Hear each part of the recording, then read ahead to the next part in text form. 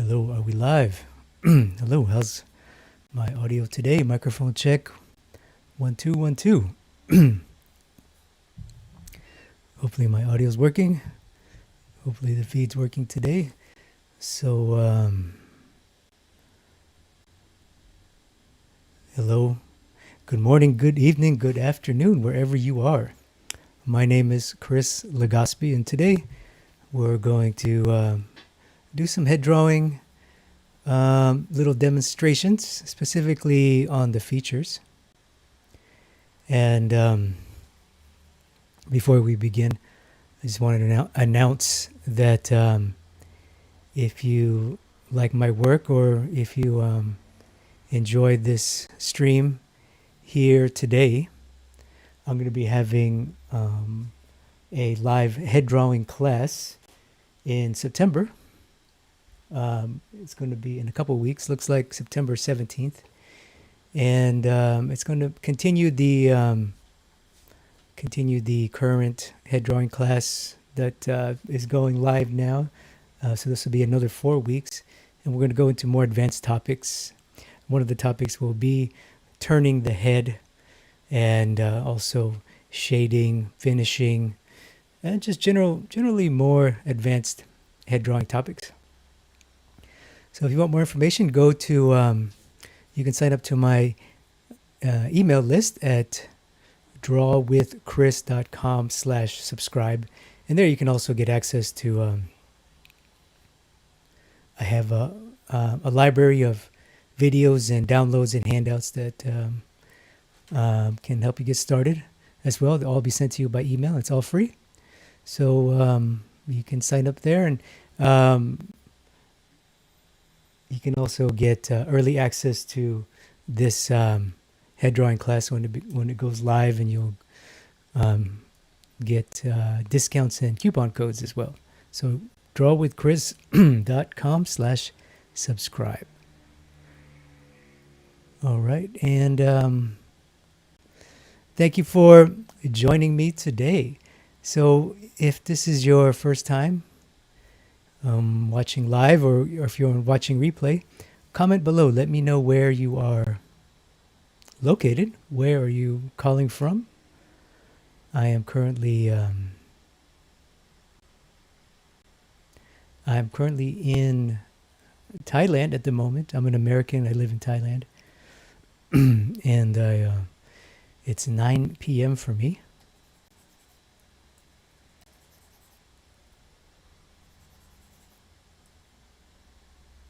So what we're going to do is draw some features, and we're going to have some time at the end for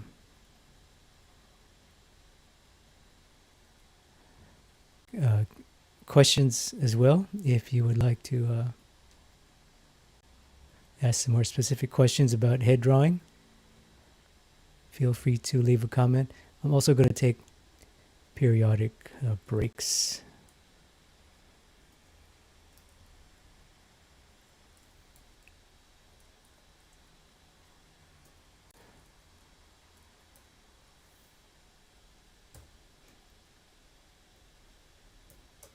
So what I wanted to do today was just demonstrate how I draw features from various angles.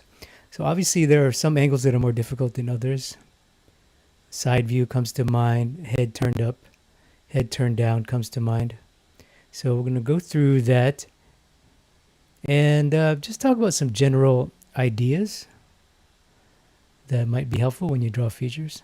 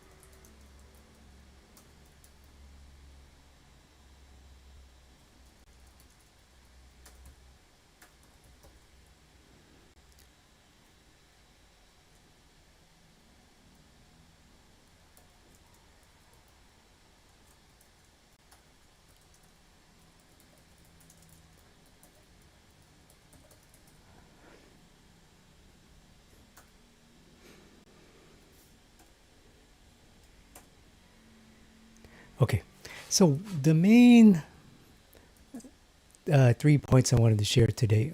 Oops.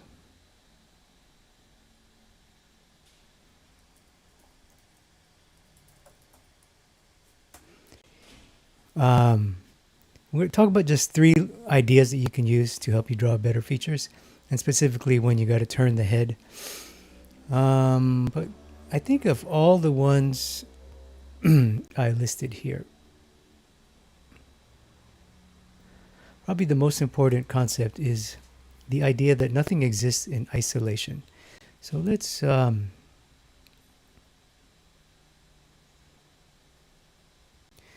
me find a nice head while we're here. Oh, I had a question last week about this reference. If you stay to the end, I'll give you the link to the to my board. This is just a little Pinterest board I made. It's all hand curated images that I. There's a nice one there. I'm gonna try to find a good example to start with.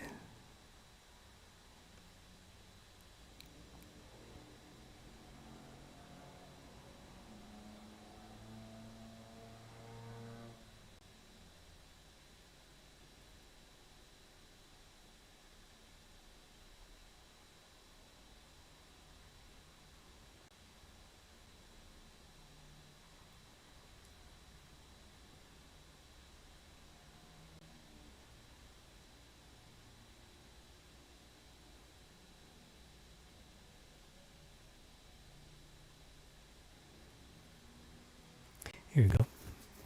This little Vin Diesel here. He doesn't have.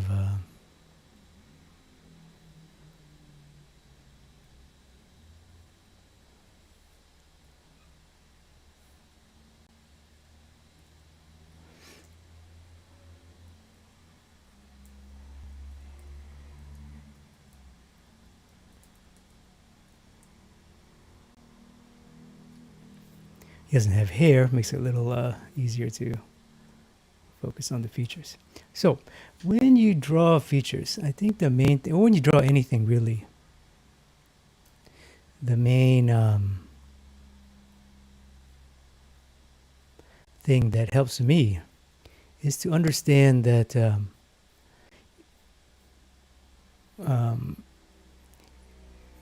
we want to break through our, as artists, we want to break through our limitation. And our main limitation is the medium itself.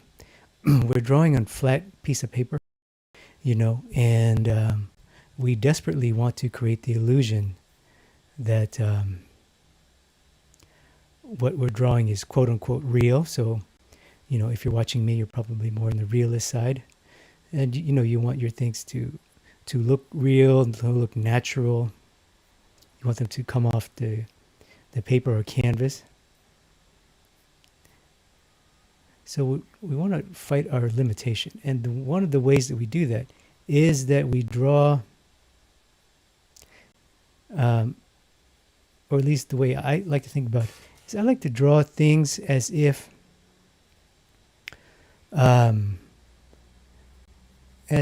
they were three-dimensional forms in three-dimensional space. So, for example, if you want to draw the eyes, the important thing to note about the eyes is that there are two eyes, which we all know, but the two eyes are connected to two brows. Two brows are connected to a nose. The nose is also,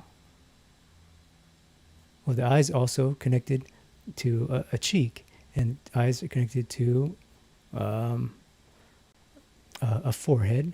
The forehead's connected to the crown of your skull. The cheek's connected to the ear. The ear is connected to the jaw. The jaw's connected to your chin. The chin's connected to your mouth. The nose relates or is connected to your lips. So all these things kind of, they work together. They're all part of the cohesive whole. Because the most common thing that I see, and even in myself, I still catch myself doing this from time to time, is that when someone, wants to draw faces, they want to draw portraits, they draw heads, they want to draw an eye, right? We all like to draw eyes. So you draw an eye like this. You draw an eye like, well, typically people don't even draw the eye. They draw the opening, which is actually your eyelid. They draw the eyelid, and they draw the opening, and then do a little pupil, right? And then they'll do, maybe if the person's older, they have some detail under the lower lid, and maybe they have some detail in the upper lid, in the socket, the underplane of the socket. Then you draw the brow. You draw individual hairs. You don't draw eyebrow. You draw individual hairs. And then when you want to get to the other eye, you just kind of like, okay, well, I guess it's here. I guess somewhere. I don't know. Okay, and then where's the nose? Well, I guess it's here. Okay, do this. So it kind of becomes this disjointed mess. So that's what we want to avoid. We want to think of things in isolation. So in other words, when you draw the eyes, you have to be very aware of its relationship to the other eye, obviously, but also how does it relate to the brow? How does it relate to the cheekbone? How does the eye relate to the nose? How does the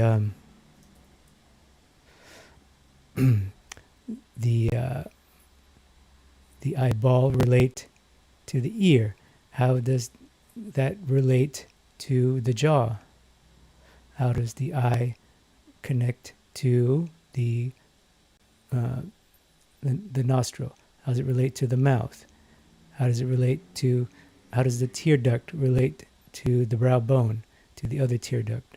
So these things, and you may be familiar with what I'm drawing here. These are they're known as rhythms in art, in more the academic type of head drawing knowledge. So we never want to draw an eye in isolation. You never want to draw a nose in isolation. If you draw a nose, you kind of have to be aware of the whole package. If you draw a mouth, you have to be aware of both lips and the teeth. If you want to draw the mouth, you have to be aware of both lips, the teeth, the jaw bone, the fat on your chin, the sternomastoid muscle. So all of this is kind of related. And I know it may sound, at first glance, you're like, yes, I know that in concept, but in practice, this is how we have to execute. This is how we want to begin to execute our drawings. As if we are drawing everything simultaneously at once.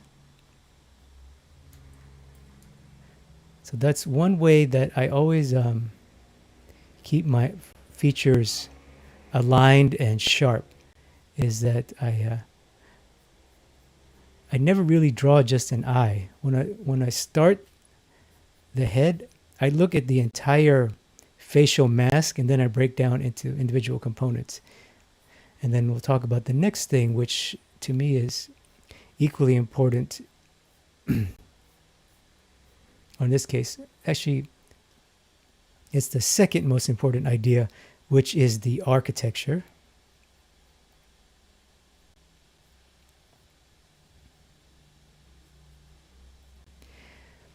So you see, when I don't really draw an eye. What I do is I go, okay, there's a relationship between both of these eyeballs, and that's known as vertical center. But I don't just stop here. I go, well, how do these relate to, this is the front of the face. How does it relate to the back? So I'm also aware of where's the back of my skull.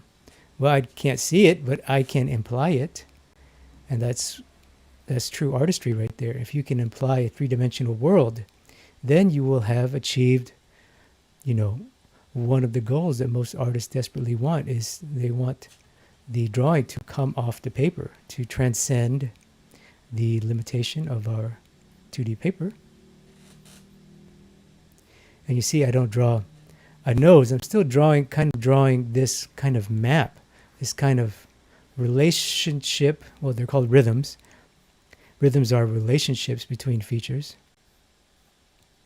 This is one of the things that we covered in detail in my recent head drawing class last week.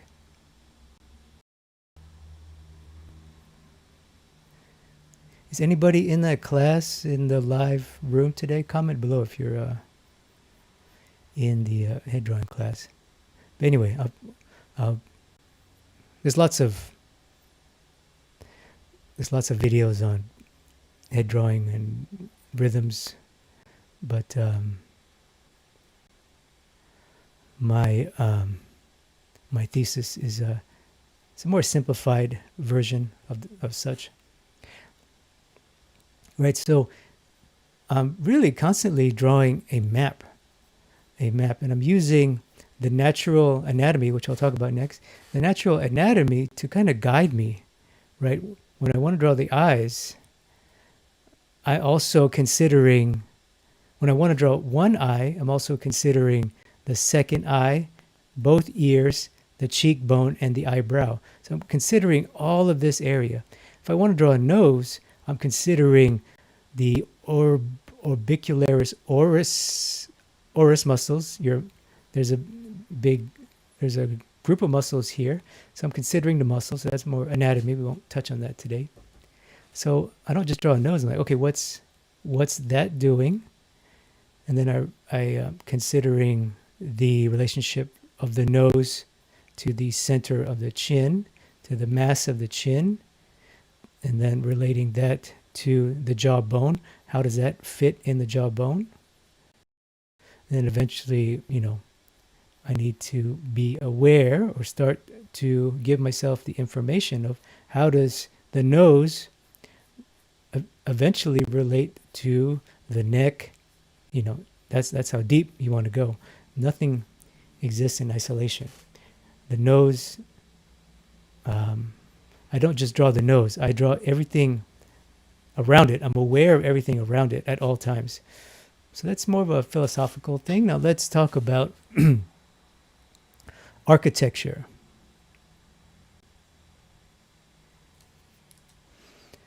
Maybe we can keep Vin Diesel here.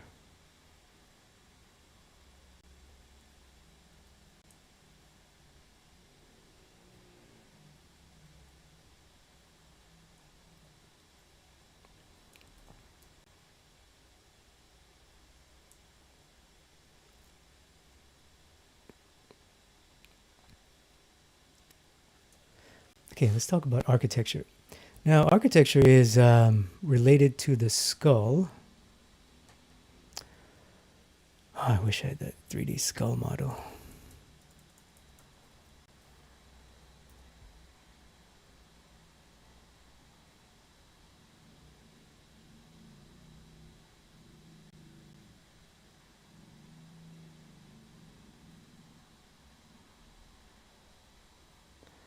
I'm trying to find a skull. I have a skull somewhere.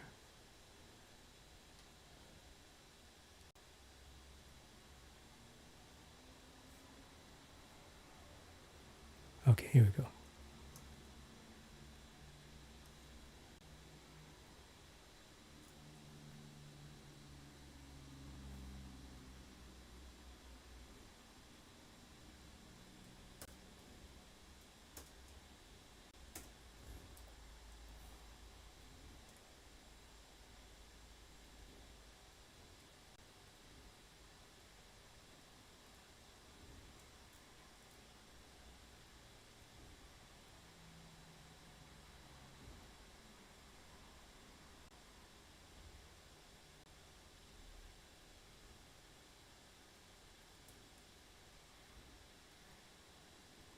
This skull is from New Masters Academy. I believe it was sculpted by Joshua Jacobo, the founder.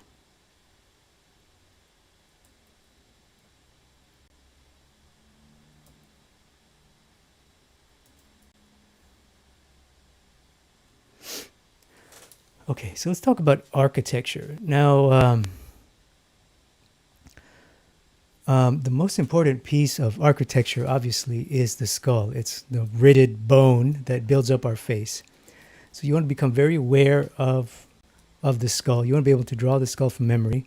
One of the reasons why I can place features at any angle is because I can, in my mind's eye, I can rotate the skull like a 3D model. I can imagine it from many angles. And also I own skulls and little skull models, so I'm constantly looking at them, observing at them, and analyzing them. So that's something you want to become familiar with. So let's talk specifically about the features. So when we draw features,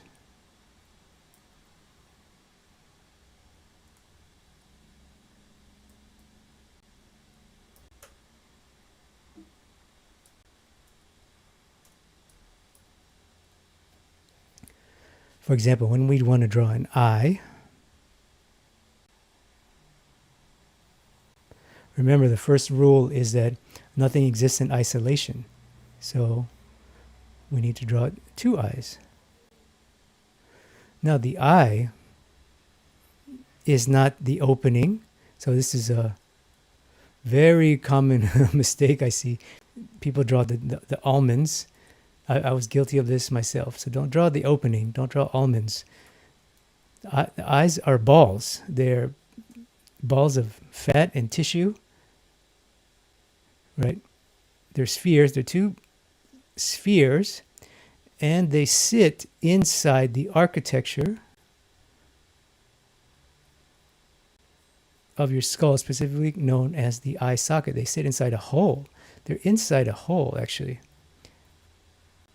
which design-wise is quite useful because they protect your eye. They're very sensitive organs, and they're very important organs. So obviously the great nature, the great architect nature, the great designer gave you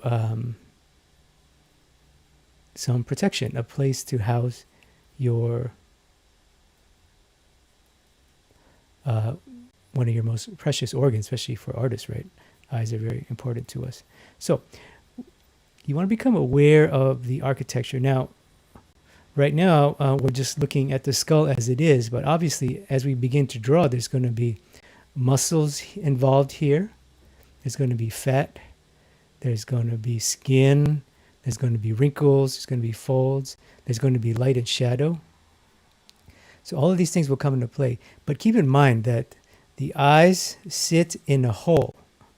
The eyes sit in a hole. So there's spheres that sit in a hole. Spheres that sit in a hole. So that's the kind of the main thing. And I know it sounds very simplistic, but stay with me here. Stay with me. So all makes sense. I'm just kind of like that voice of reason.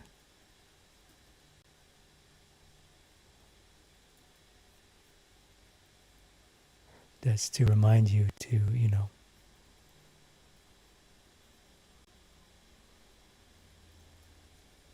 remind you of things that may seem obvious if you have the mind to be aware to them. So the eyes are spheres that sit in holes. So in fact, you may even see my work, sometimes some of my work in progress drawings. You'll just see me draw something like this, just like a big square looking hole with a ball in it and some shadow, because I want to constantly reinforce myself that that features are really, to me, they're just details. What's important is, number one is the whole face. And number two is communicating the architecture. So the nose is obvious, right? We can all see from, let's say, from side view, we can all see that the nose kind of, we all know that we we can all see that bone, right? We can clearly see that.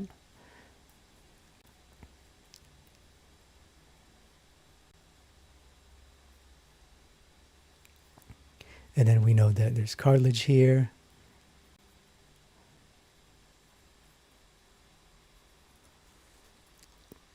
And then, of course, this nose doesn't exist in isolation. The nose is connected or related, is a part of affects, influences the lips and the mouth. So the nose is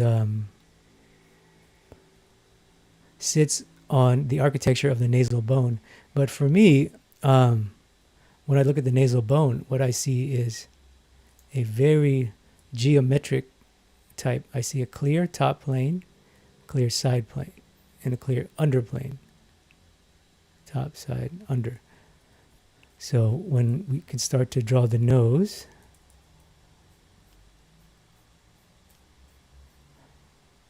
remember we want to relate it to the eye and eventually relate it to the mouth.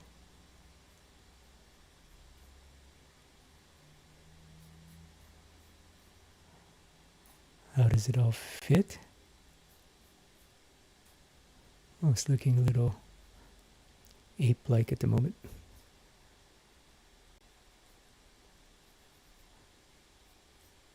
Right, so I'm not even begin to touch on nostrils, cartilage, septum, philtrum,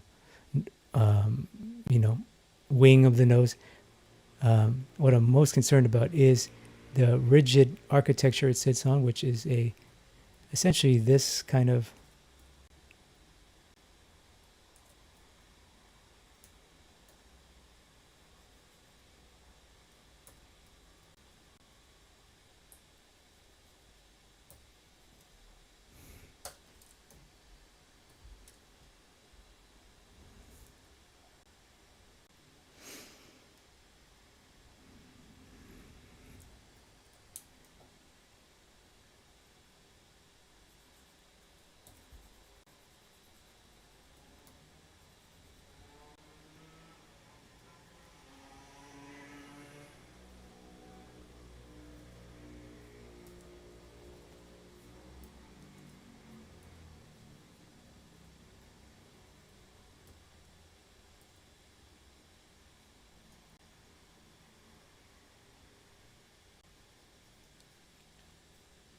some kind of it's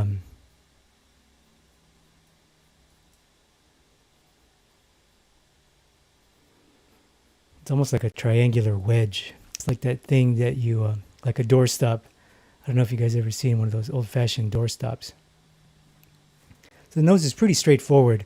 It's just everyone has different nuances of cartilage and wing shapes and things like that. So really the most important thing for me when drawing the nose is its distances. So its length and its character. How wide is it? How long is it? How tall is it? How much bone do we see here? How much, how wide are the nostrils and things like that? How big are the nostril openings? So the character is much more important than the anatomical nuance, but you want to be aware of that. Now, the lips are interesting because without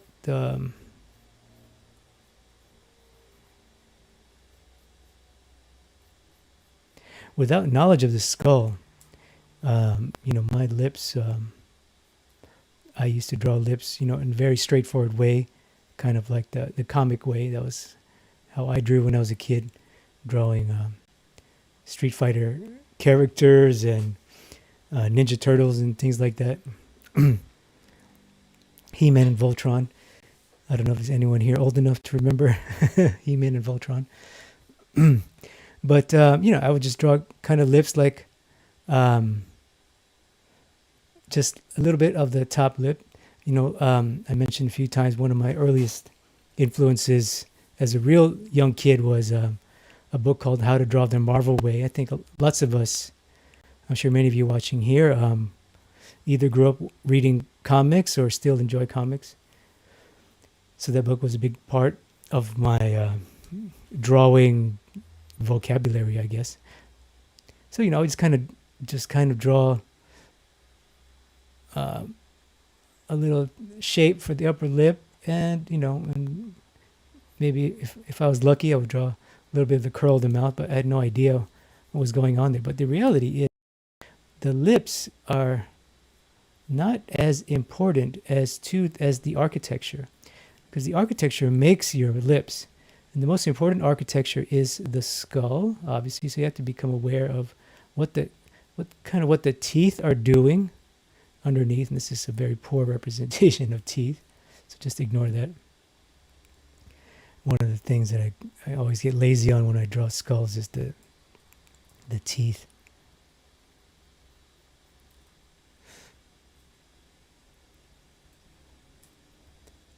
So you want to become aware of what the teeth are doing,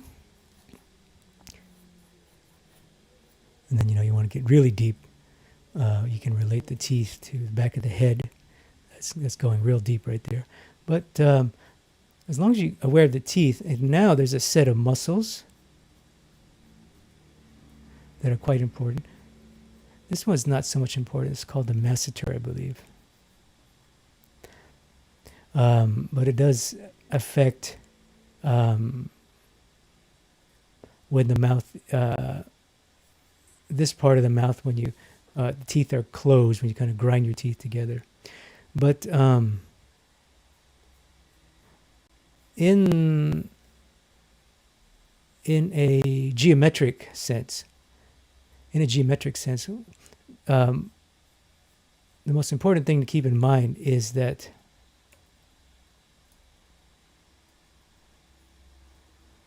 your mouth is essentially the architecture that makes up your mouth is essentially a half ball.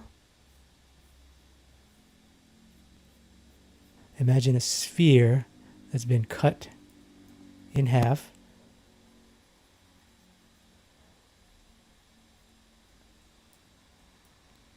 And this represents the barrel of your teeth, right? If we look at the skull, look how the teeth bulge out right there. You guys see that? So they kind of bulge out.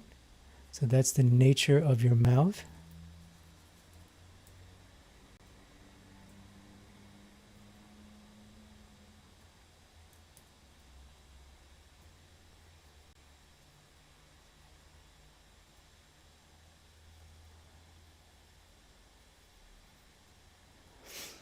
And once you have that, then you have to also be aware that what makes up the shape of the side of your mouth is influenced by a donut. So kind of think of, there's a group of muscles called orbicularis oris. They're mouth muscles, basically help to create the shapes of your lips and things.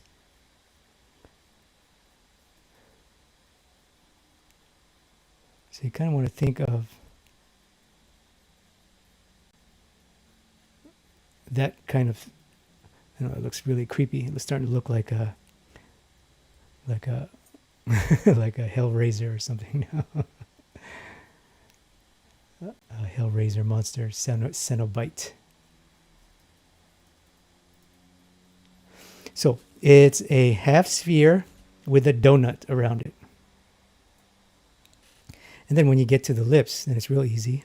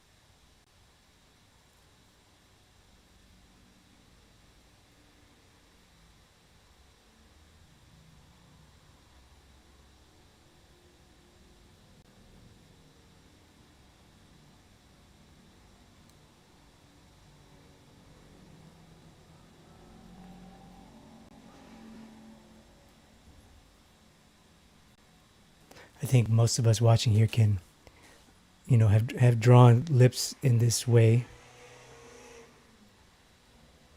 I like to think of it as really two wedges, and I'll show you that in a minute when we get to the demonstration. I like the planar model first, because to me the most important thing about the lips is selling the lips is the tone, and the tone comes from the plane, specifically the underplane of the top lip, underplane of the bottom lip.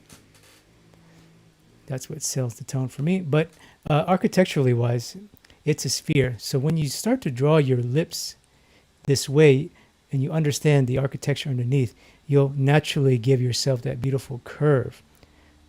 And then you'll be able to understand and wrap your lips correctly, because you can see and understand the curve underneath.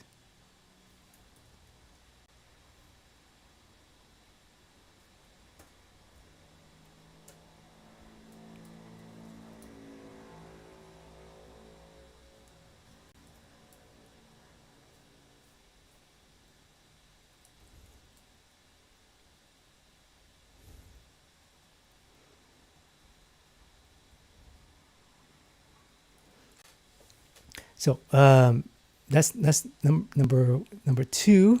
And point number three is rhythms and measures. So rhythms and measures is how we check ourselves. How we check ourselves.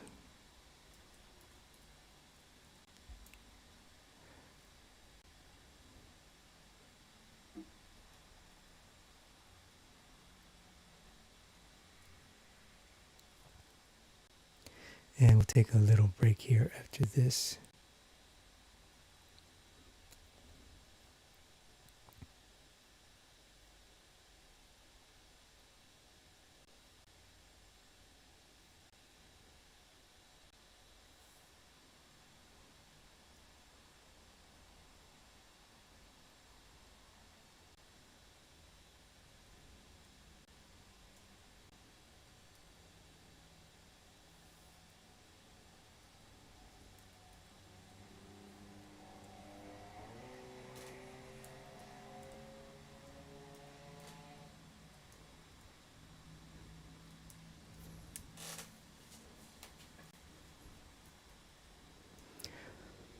Well, maybe a 3/4 head's better, actually. Yeah, let's pull out a 3/4.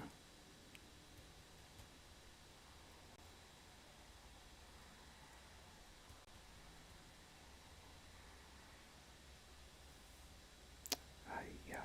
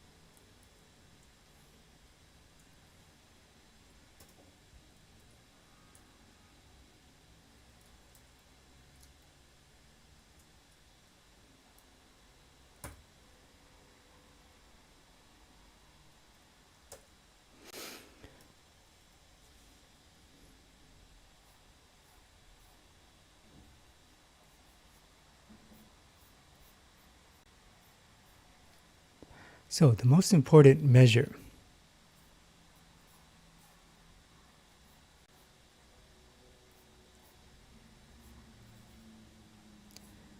is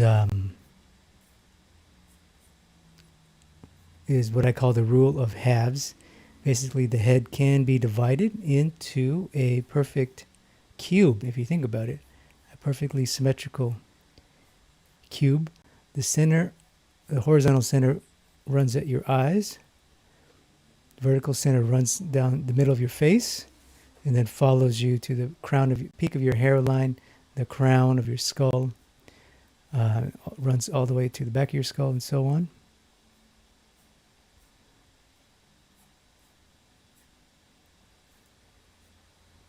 So that's a very crude box model. Now, obviously, organic thing is not a box, but we begin with a box just to give ourselves measures. And measures are important. It's because when we start to turn the head, we can check ourselves.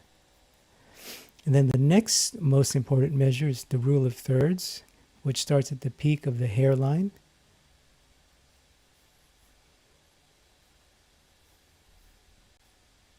The brow line, not the brow hair, but the brow line, the bottom of the nose, so where the nostrils, bottom of the nose meets the face, and then the chin, so the bottom of your face.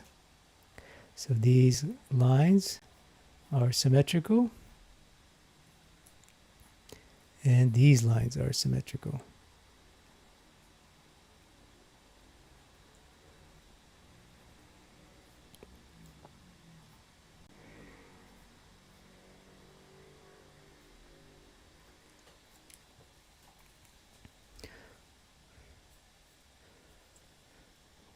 And that's really all you need as far as measures, because there's so much nuance. And typically when you draw heads, you know,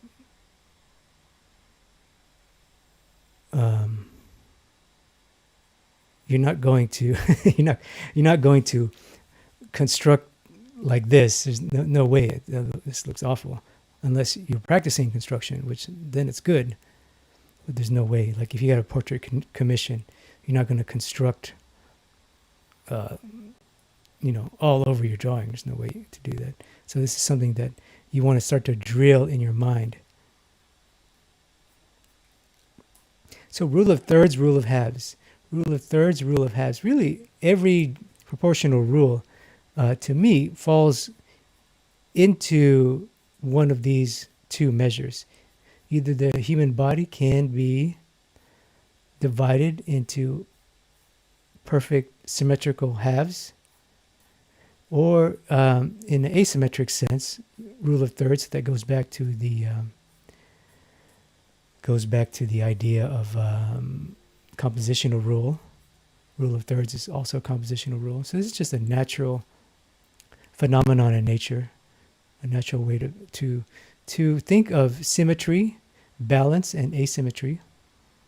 That's more of a philosophical idea, but so once you have these measures, you know, okay, horizontal center, both my eyes have to meet there, and then also the ears. Probably talk about the ear at another day. The ear is the most crucial landmark to turn the head. And then, the brow will fall here. Once you have the brow, you can find the bottom of the nose. Once you have the bottom of the nose, you can gauge how much space you have for your lips. So you constantly check, okay, I have this much space for my lip. How does it compare to this space from the brow to the hairline? How does it look? You just compare. How does it compare in the reference? Well, on the reference, it's pretty even. Of course, he's looking down, so it does add foreshortening. So we got to change the measures a little bit. So that's another reason why these measures are important, is then they help you to gauge the changes that happen. Changes in measure happen because of foreshortening. So that's a whole other topic. We won't get into that, but so either rule of halves or rule of thirds in the face. And then the last tool, and this goes back to the first rule, is that all things are related, is rhythms. So rhythms are basically naturally occurring lines that relate anatomy. For example, the line that relates the brow line to the outer eye socket and down to the orbital bone, That's a rhythm. Maybe I should do that in pink. The line that relates the tear duct to the side of the nose, that's a rhythm. The line that relates the um, orbital bone to the nose through the keystone, that's a rhythm to the top plane of the nose, and eventually to the bottom of the nose. The line that relates the nostrils and the cartilage, the point of the nose, the ball of the nose, to the corners of the mouth, which is, remember, structure architecturally, what's that? That's the donut. The donut sitting on top of a sphere. That's a rhythm. And, there's also the rhythms that help us to locate and place the cheeks. That's a rhythm right there. And the cheeks can, the eyes can follow the cheeks. You can make your own rhythm. Follow the cheek back. The ear can flow into the chin, but that's not what we're doing today. And then the frontal bone of your forehead can help you gauge the space that you have here. So it's a frontal rhythm. So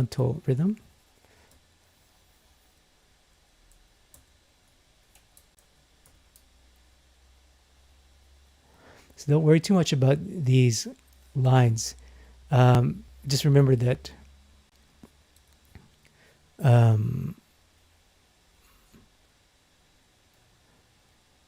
these are naturally occurring. If we go back to the skull,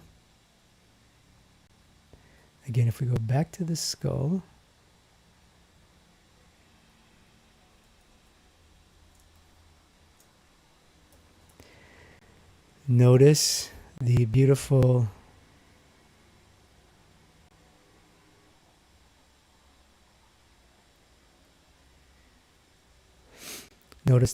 way that, so this is your ear hole would be here.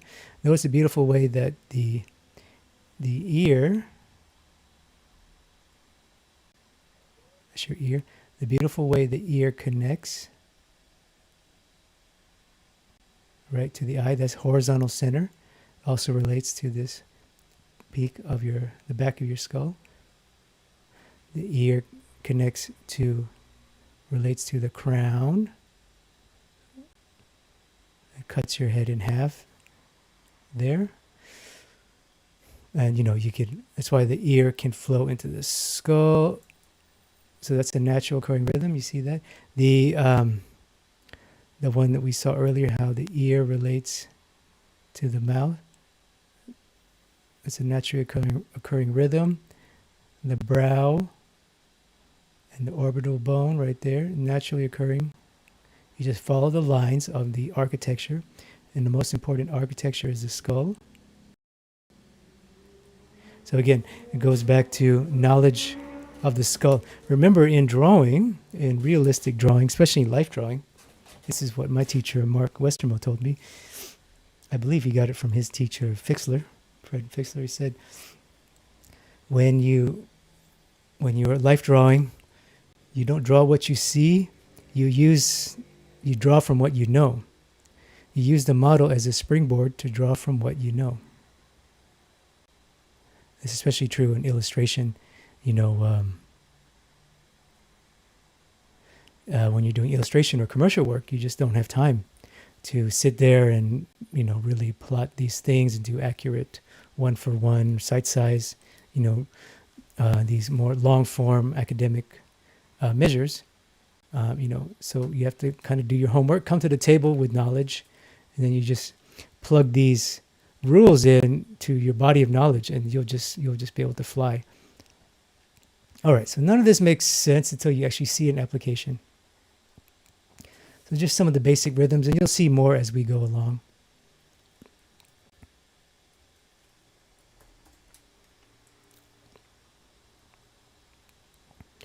Let me check in the chat room here.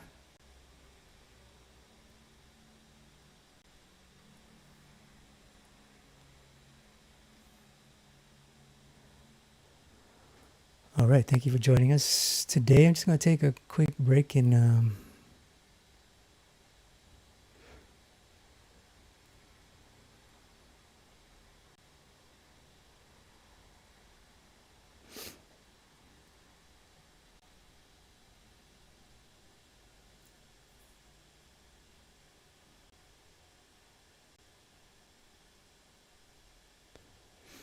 hello from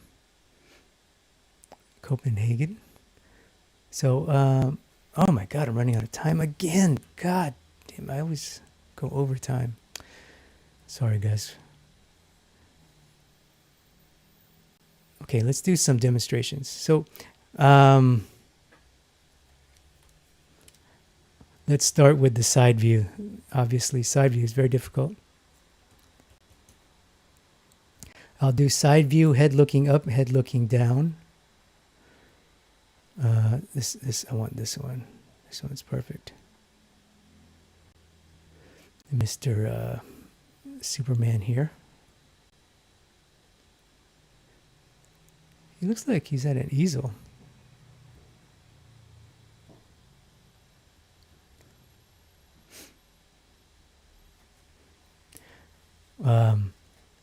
My friend and business partner here in Bangkok, Thailand, his name is Professor Art.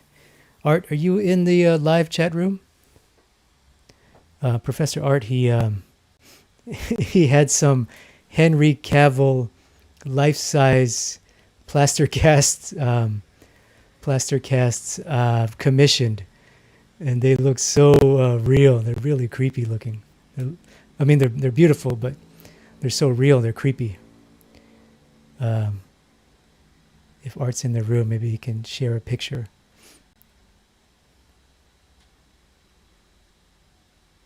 Maybe we have some of Professor Art's students here. If you're in Thailand, comment below. Let me know. We're going to have a life drawing soon. A live drawing soon in Bangkok. Looking forward to that.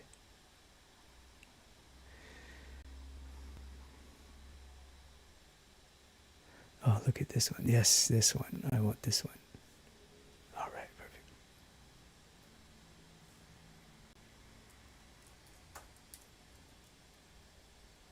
All right, so how do you draw a side view? Man, side view is tough, actually. I have to credit Kevin Chen. Kevin Chen, founder of Concept Academy, arguably one of the great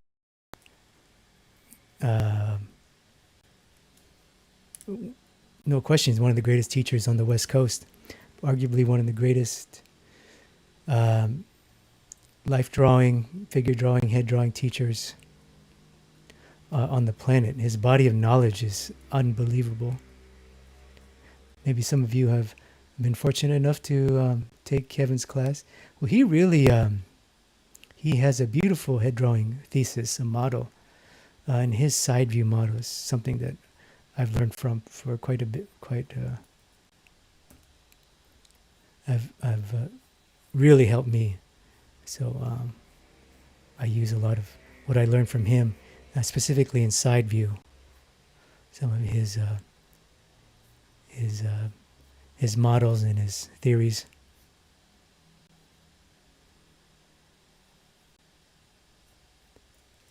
Okay, so you see, I don't just draw a head. I draw the torso. Do you see that? I did this automatically. I don't even think. You know what I mean? So remember that rule number 1 is nothing exists in isolation. So anyway, you see how I don't just draw the ear. I draw the ear and the sternomastoid. You see that? And I don't just draw the ear, I draw the sternomastoid and the clavicles. These are the clavicles. I'm like, how does the ear relate to the clavicles? You know, because I'm already looking at the whole human body, the human machine. So anyway, so let's get back to what we're doing here. So how do we draw features? Today's lesson is about features. I'm going to shut up for a minute. How do we draw features? Well, horizontal rule. vertical rule. So this is a perfect side view. You can see a little bit of a or eyelash there, but let's just say it's perfect side view. And right away, I'm just going to draw this line. And what that line is this. I need the angle of the socket. I need the angle of the socket.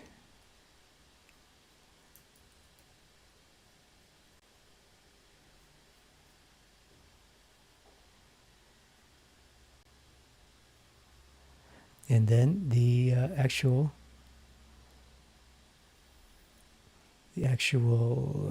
sphere, the eyeball. Now I'm like, see, I'm automatically training. I'm automatically trying to figure out what the other eye is doing. You can't see it, but you know, I'm like, okay, I can relax a little bit. So let me get to the nose. And that's a rhythm right there. Tear duct to the side of the nose, that's a naturally occurring rhythm. It's a naturally occurring line that relates two forms separated in space. A naturally occurring line that connects or relates two forms separated by space, two or more forms. So this bulge is actually bone. That's where her bone ends and cartilage begins. So when you see that little bulge, that's something to keep in mind. So, you know, I'm drawing that bulge because it's part of her character. It'll add to the likeness. But it also, it kind of gives me an anchor point. Because this bulge, I can do this. I can create a rhythm.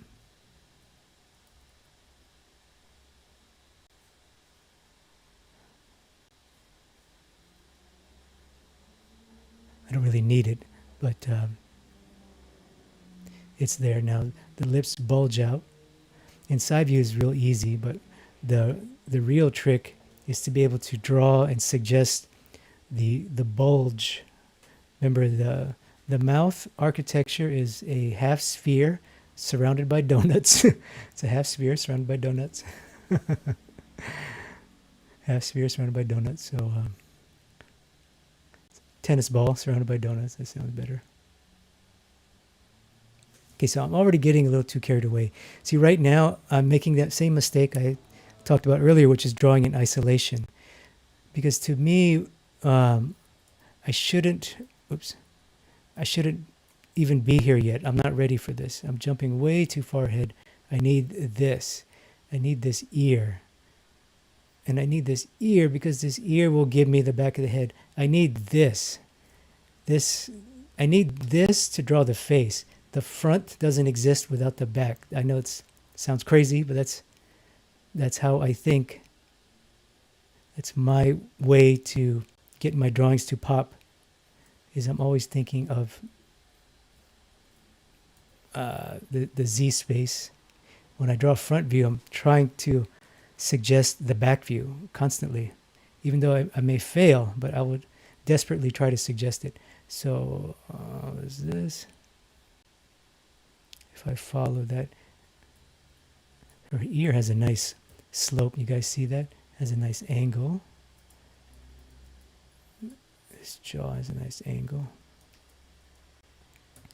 Sorry, there. This is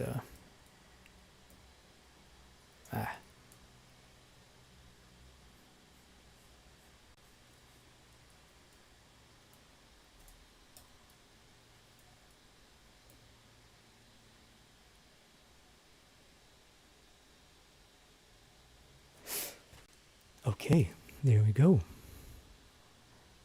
And that. Now, I'm just going to. Actually, I was pretty close. My original guess was pretty close.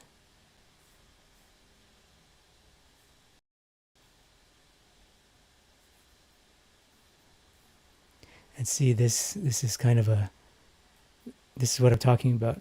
Even the ponytail relates to the brow. You see that? Relates to the crown. So you see how this just keeps my drawing fresh and just makes it pop. And it's not difficult. It's just a way of thinking. We can all make these lines. You know, obviously with practice, you can improve your dexterity, make your lines longer. So the question is the lips. So what am I gonna do? I'm just gonna guess the lips are roughly there. I make that little mark there. It's the corner of the mouth.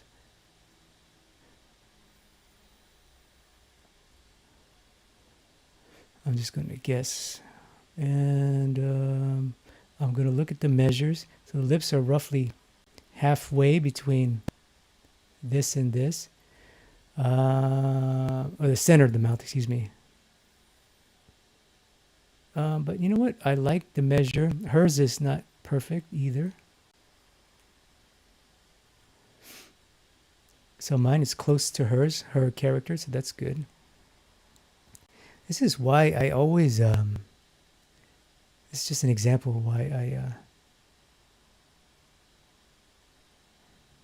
I never really put too much effort into proportional rules, because everybody's so different. And I think that's what makes to me what makes the likeness, what makes the portrait right, is a killer likeness, especially in my field or in realistic illustration.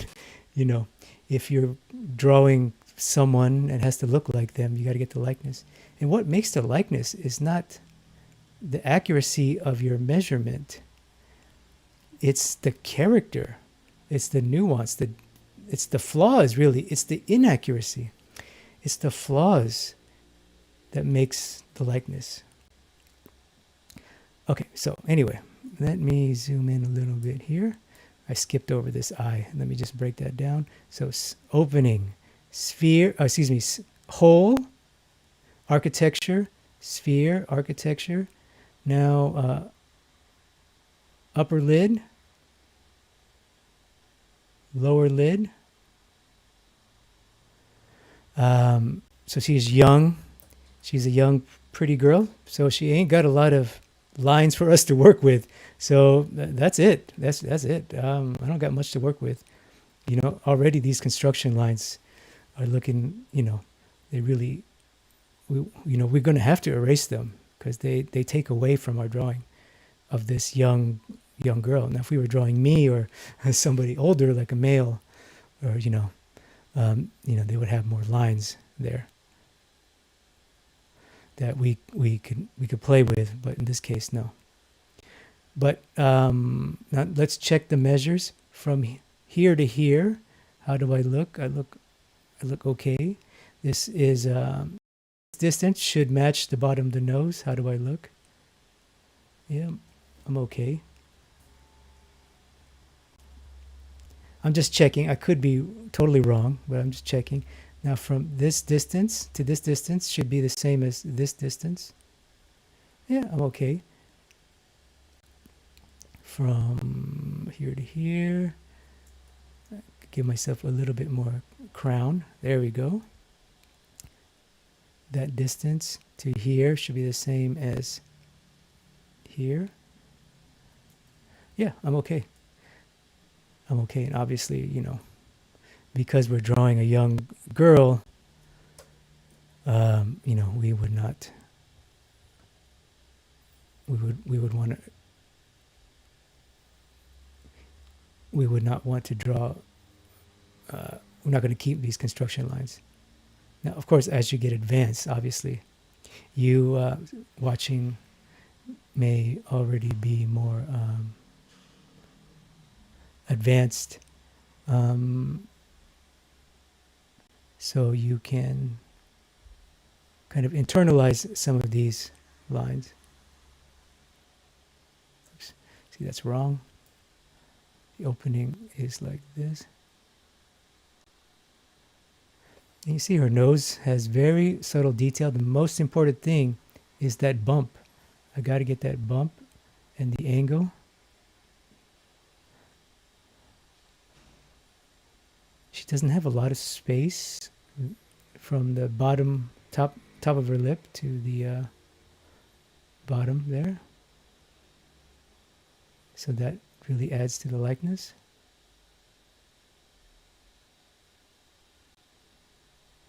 And that's pretty much it, really.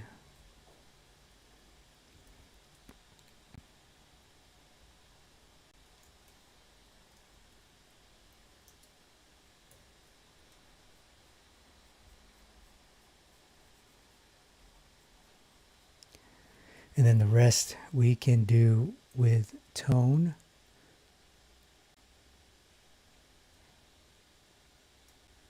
We can communicate architecture.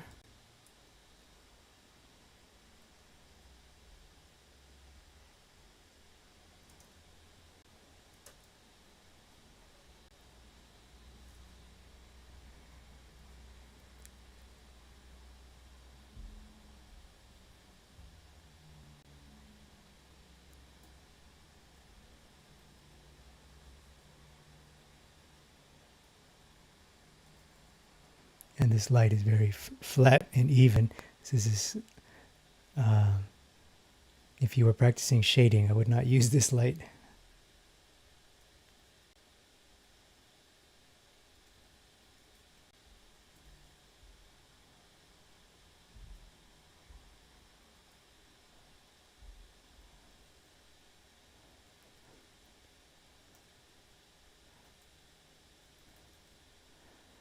And actually, there's what I'm doing now is actually a valid way to start a drawing is with tone. Another one of my teachers, Jiaoming Wu, he's a Chinese realist. He draws with tone.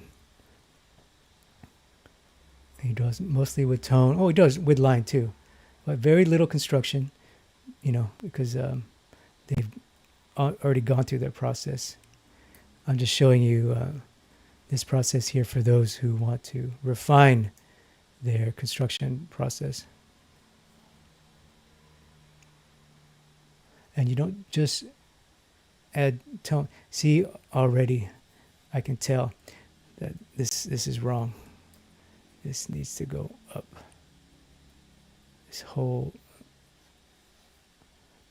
needs to be adjusted. So I'm gonna get rid of that.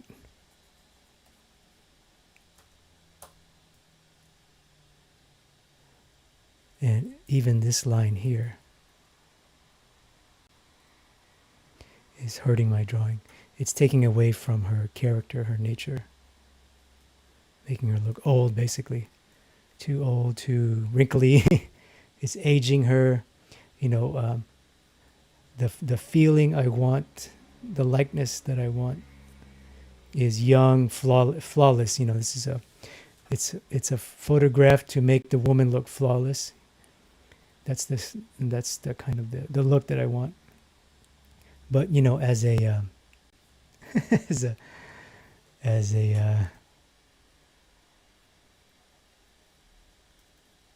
like a Steve Huston structure guy, you know, a Dean Cornwell guy, I'm always looking for ways to make my drawings more meaty. Trying to find tones, but that's anyway. Anyway, there's a few different things, but that's essentially one way to approach it is construction using a series of concepts that we talked about, using the measures, and then telling the rest of the story with tone. So that's, let's do one more. Let's do one more. Let's do the dreaded upshot.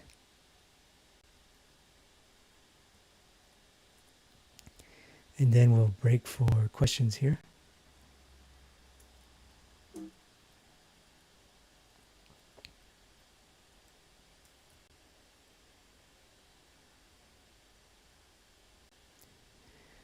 Oh boy. Where is Henry Cavill?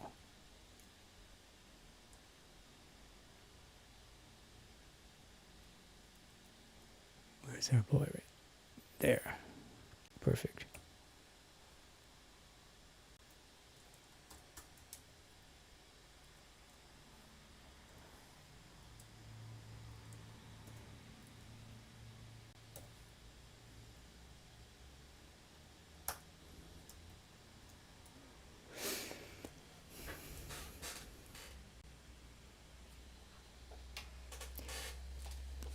Has anyone here looking forward to the Zack Snyder Justice League? Anyone heard news, entertainment news? I'm a big. I really like Henry Cavill's Superman. I liked his version of Superman. Looking forward to more Superman stuff with him.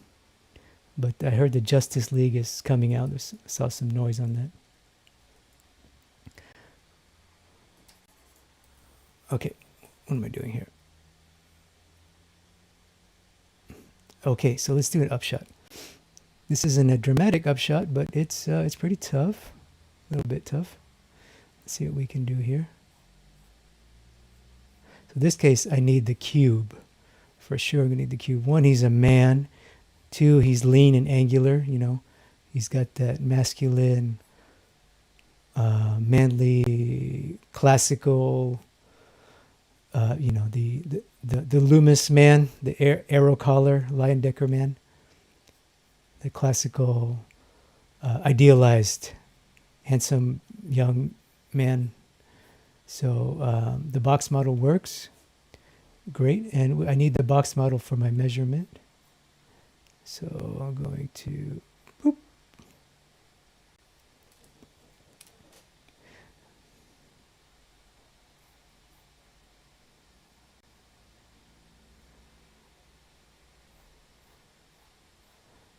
So I'm looking at my initial box here, and it's okay. The most important thing is the tilt. What's the tilt? The tilt is this angle.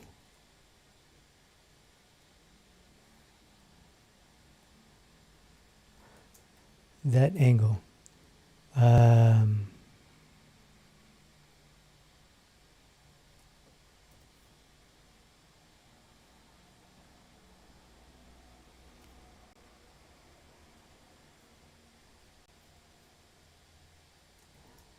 So this is a right angle. Also, the gaze. So what's this angle of the gaze? That's really important too. So the angle, so the box is the great tool to measure my angles. So my tilt is okay. The gaze is okay in general right direction. So I can keep going. I can keep going. His hair is blocking the top of his skull. That's okay. So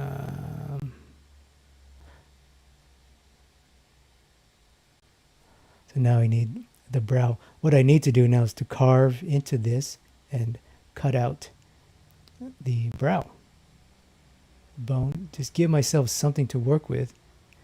Just give myself more information. So the architecture of the eyes are brows, but right now I don't feel confident about placement. So let me get everything in order first.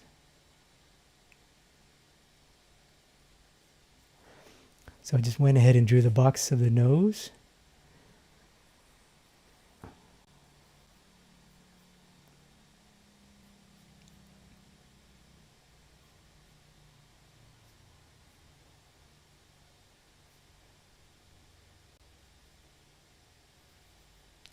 I'm just giving myself some stuff to push and pull right now. It's kind of like clay. In a recent class, we talked about sculptural drawing. A lot of times when you sculpt, you just got to slap some clay down there. You know what I mean? You got to put some clay on there first and then move it around. You can't just like measure and then put the clay down. Sometimes you just got to got to get your hands dirty and get in there. So that's what I'm doing here. I'm just putting some clay on my sculpture, my my drawing, sculpted drawing. Okay, so I need, what do I need? I need side plane now.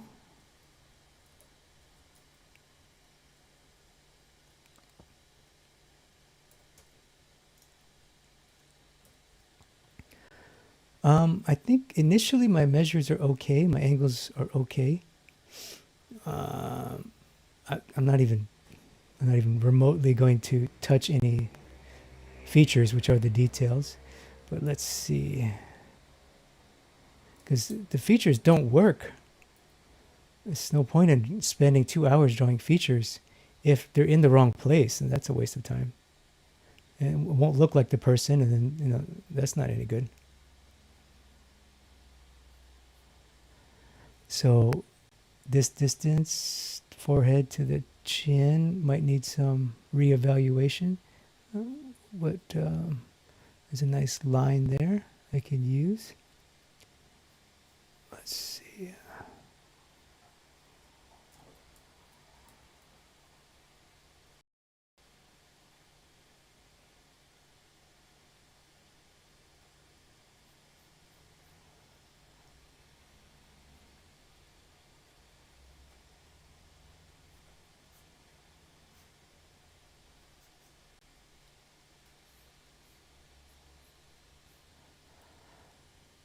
Okay.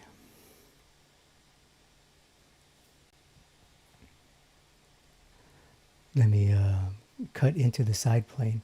So one of the another useful model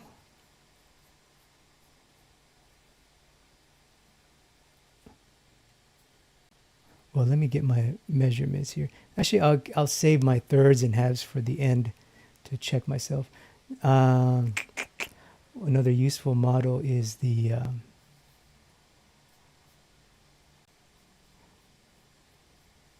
Loomis man,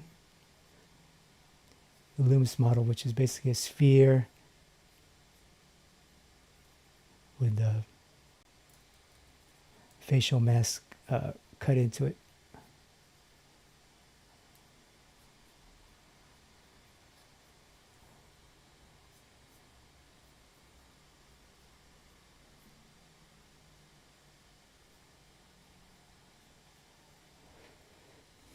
Okay, so that will give me, if I follow the loom, I'm looking at that nice rhythm. There's a nice rhythm. You see that?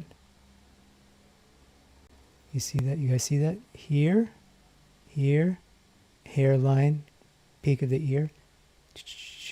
See that? Naturally occurring. And of course, you can keep going. Go here. Take this, flow here, flow here, flow here, flow here, flow here. You see what I'm saying? It's a beautiful flow there. Oops.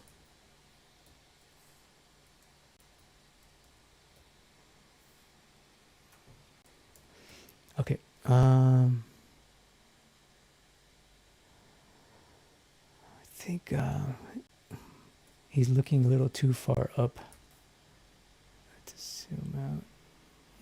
Yeah, there's some things in my drawing a little wonky, but it's okay. It's okay. It's just a demonstration. We'll keep going with the rhythms, the features.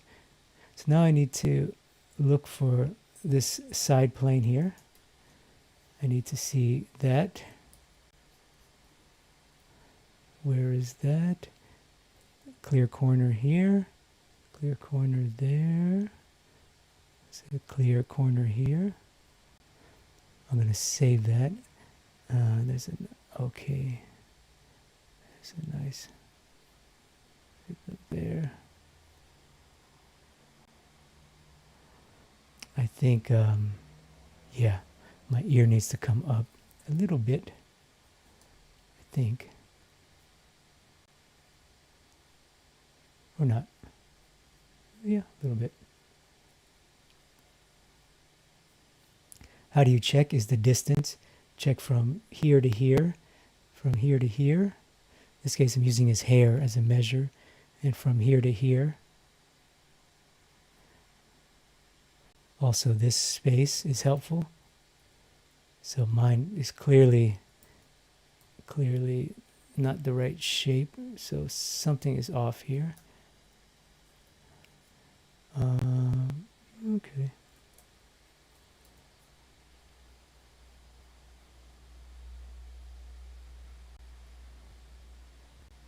I just need that thick eyebrow to give me some tone.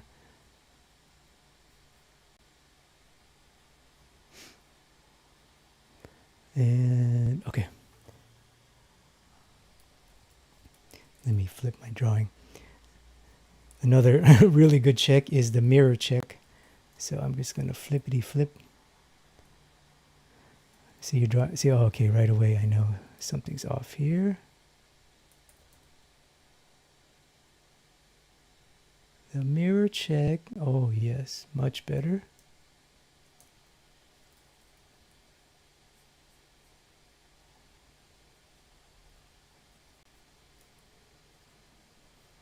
Okay, much better. Yeah, this really helped a lot.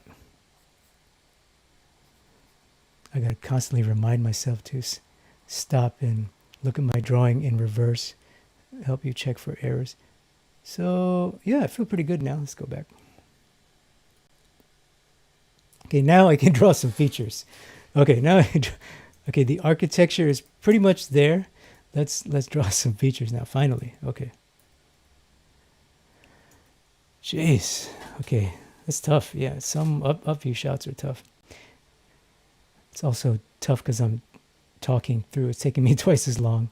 That's my excuse anyway. I'm trying to talk through this. So sphere, socket, sphere, eyeball, people if it helps, eyelid. Even our young male model here doesn't have a lot of eyelid for us to work with, so that's okay. That means we need to tell the story of the eyelid another way. We can't just use line. So we need to tell it with tone. That's okay.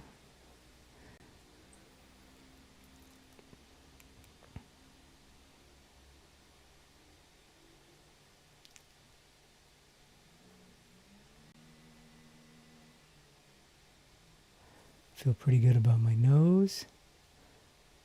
Now the mouth. How much does his mouth bulge out? Look at that beautiful curve. You guys see that? I want that in my drawing because that really makes the mouth pop off the canvas there. Look at that. That's so pretty. That kind of thing makes me happy. Like if I see an opportunity to add 3D in my drawing, I will gladly take it. Now I'm just kind of trying to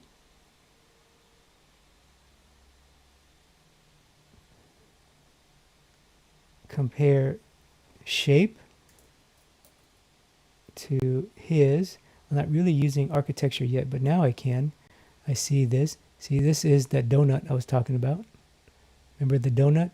The ball and the donut.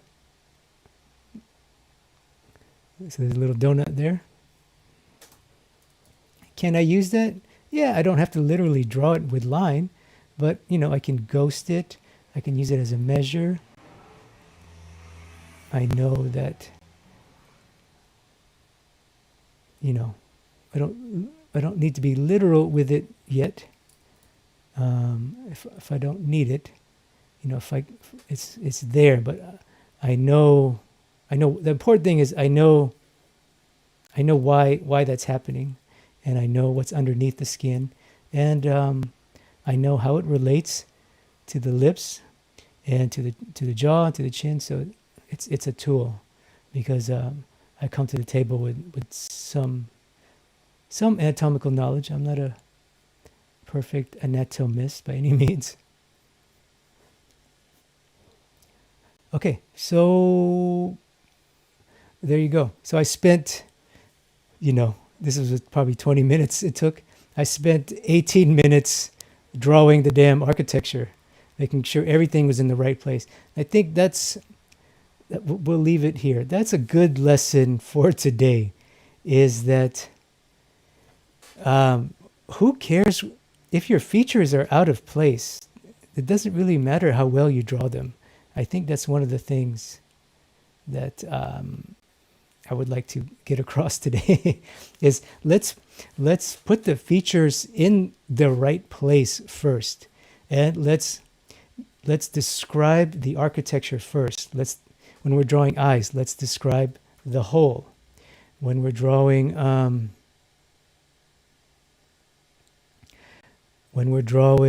lips, let's describe the tennis ball and the donuts. When we're drawing nose, let's describe the correct doorstop, the little wedge, right? When we draw eyes, we draw holes first. When we draw noses, we draw triangular wedgy things. We draw geometric form. When we draw lips, we don't draw just the lips. We draw the teeth that are sitting underneath. We suggest the teeth. We suggest the muscle underneath. And obviously the jawbone is usually visible. It's always bone there. Not too much hiding that. So I hope that makes a little bit of sense today.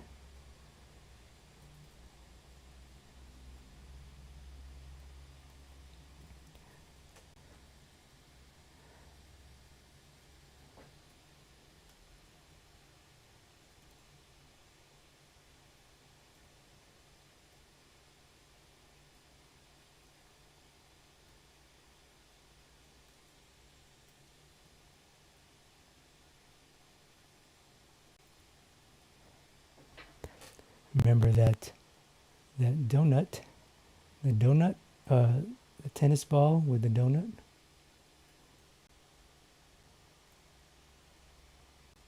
Look at that. So now I'm just suggesting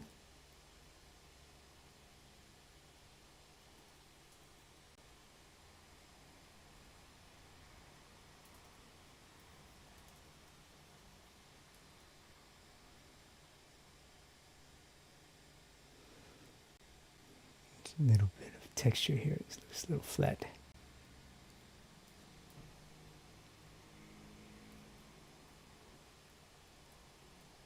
This would be if you're using traditional, you can use a toothbrush here. Okay, let's check mirror test and then check the measurements, and then we'll call it a day.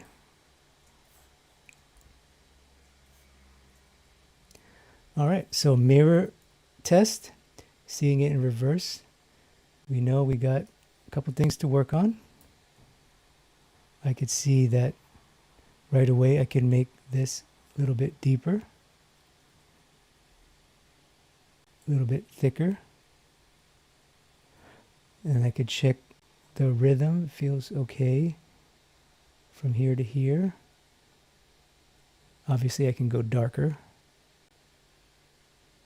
under the eye.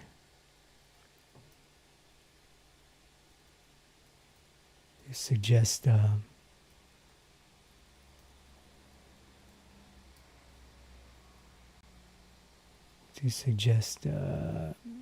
tear duct. Look at my keystone.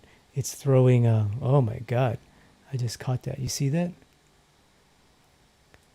That is killing my likeness right there.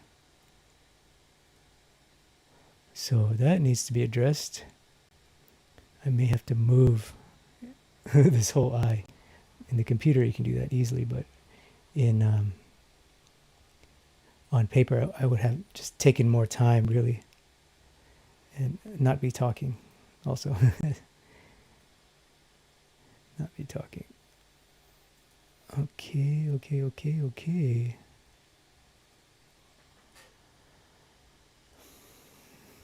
Let's check my measures real quick, we know they're there, we know they're there, so we'll check.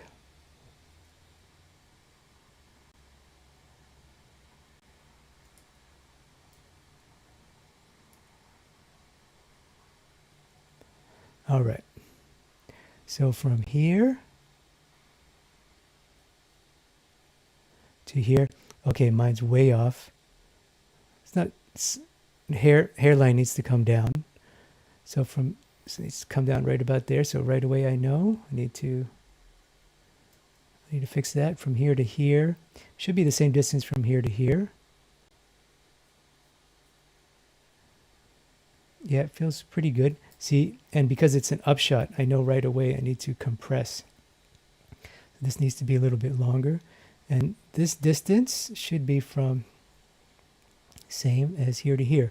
Now there's a beautiful wrap. So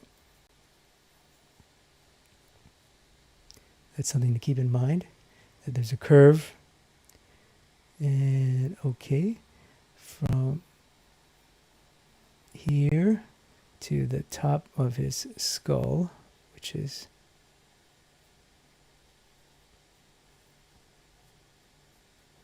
there, from this distance should be the same as this distance. Oops.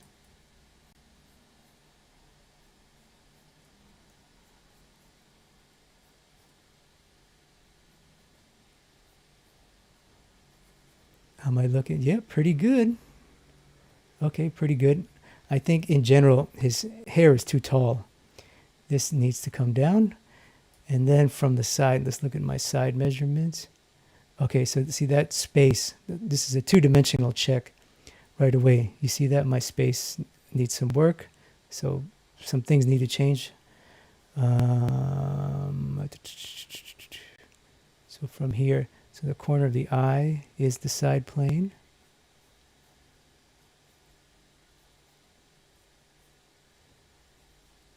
This back of the skull we can't see, but we can follow it, we can imply it. So from here to here, anyway, that's not that important in the features, but they're there. I just wanted to show you guys the process of checking. So I got some work to do, but it's okay. Okay, leave it at that. Just leave it at that. We're pretty close, maybe 80%. All right, let's get back to your questions here. Thank you for hanging out with me today. I appreciate it. Sorry I didn't get to the down view. I'll do that in another video. Oh, so much talking. Talk too much. All right. Hello, Mr. Merged After Dark. Jamar Tar, Australia. Hello, Seattle. Hello, Montreal. Hello, Montreal. I believe first Montreal. Hello from China. I believe you are the first from China, sir. Hello from, or ma'am, Virginia. Washington. Wow. Turkey. Wow. Oh, Lynn. Lynn's in the head drawing class. Hello, Lynn. Tauntaun. Oh, I believe Tauntaun's from the Philippines. France, UK, Mexico. Wow. Hello, Lily. Educt. P. Wiener. Atlantic Canada. Wow. Hello, Corey. Brian from, hello, Algeria. Oh, I believe you're the first Algerian. Merge After Dark says rhythm. Oh, rhythm is a naturally occurring line that relates two or more forms in space. For example, the line that cuts through both eyes is a rhythm. The line that flows from the ear to through the cheek and to the chin and jaw is a rhythm.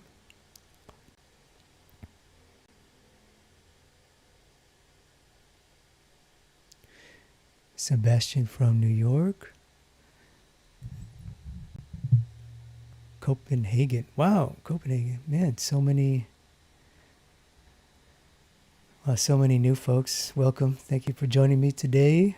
If you're watching a replay, I hope you can make use of this. It's just good to watch these demonstrations from time to time. I plan to do a lot more of these. Net result from Indonesia. Yes, all these streams are archived on my YouTube channel.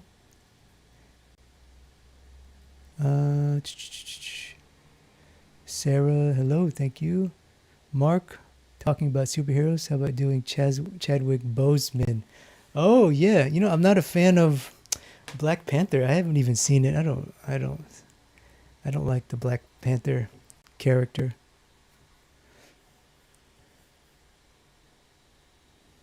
Chadwick Boseman, the Black Panther actor. I like Blade though, old school Wesley Snipes Blade. There was so many good. There are better black characters that deserve movies, in my opinion. Blade, by far, is my favorite black character, I guess, Marvel character. Hey, Chris, could you explain the process creating an art school portfolio? Yeah, sure. In the next video, we'll talk about mindset and stuff, career stuff. In short, Incognitus asked a good question about art school portfolio. I would say the short answer is don't make one. I don't know, to be honest, if it's a good time to be going to art school, like a traditional art school. I don't know if that's the best use of time and money. They're quite expensive, and I don't think you can go to one now, right? I believe, at least in California, the art schools are forced to be at home. So I don't see what the point of paying hundreds of thousands of US dollars for art school if you're going to stay at home. That makes no sense to me. Hello from Colorado, Brian. Oh, thank you. Merge After Dark. Thank you for your live streams. They have been super value. Oh, thank you so much. Love the fact that you're MMA fan. Oh yeah, I do. I love drawing fighters. Yeah, it's a good hobby. Thank you, Kishan. Oh, Brazil. Hello from Brazil. Australia. Welcome. 1:45 in Australia. Wow. Oh, yeah, it's super late. I should get going too. Bulgaria from NMA. Oh, thank you so much, Martine. Mr. Doomfire doesn't know Chadwick is dead. Yeah, yep, I heard he died. Ganesh from India. Hello, welcome. Hi, Chris. Would you mind sharing your Pinterest? Yeah, good point. So, thank you guys for watching live, staying to the end. Here's my Pinterest. Where is it? Thanks for the reminder.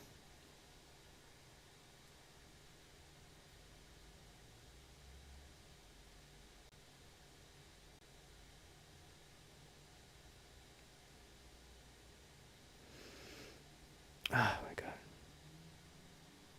So slow. So slow. Why? Why so slow, Pinterest? I think I need a new computer. I think that's why my streams are slow. I guess I need a new computer.